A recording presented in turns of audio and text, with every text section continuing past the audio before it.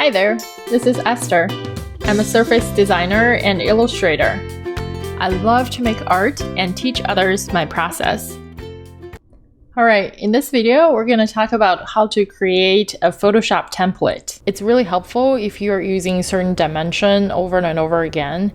It's kind of annoying you have to do everything from scratch every time you have a new fresh document. So in this video, I'm going to show you how to create a Photoshop template where you can just grab and go. So the version that I'm using is Photoshop CC.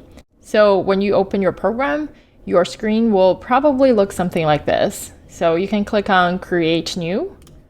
You will see a pop-up window that gives you all types of templates. At the very top, you will see Photo, Print, Art, Illustration. So these tabs give you some options of sizes that you can use, but not everything fits your specific needs. If you want to create something for your own, you can just come over to the right side and, for example, say we want to create a 2000 pixels by 2000 pixels square for your Instagram post, and you can keep the resolution to 300. That will print really well on paper as well.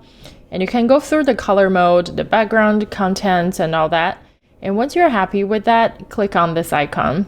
At this point, you don't have to spend a lot of time renaming your file because you're gonna have to do it again once you click on this button anyways.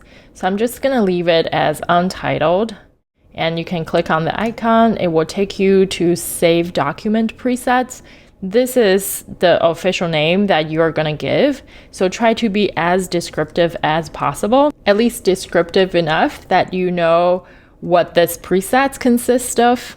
So I'm gonna do just 2000 by 2000 pixels and add 300 DPI, PPI. PPI stands for pixels per inch. And you can go ahead and click on Save Preset. Whenever you open Photoshop, you will always be there. And whenever you want to delete presets, when you're done with it, you just click on the trash icon and you'll be good to go. So I hope this is really helpful for you. If you have any questions, please feel free to let me know. Thank you so much for watching. If you have enjoyed this tutorial, I'd love for you to subscribe to my channel. If you would like to grow your design and illustration skills, I would love for you to check out my Skillshare classes, where I teach my design process in depth. In the description box, you will find a link that will give you 2 months for free.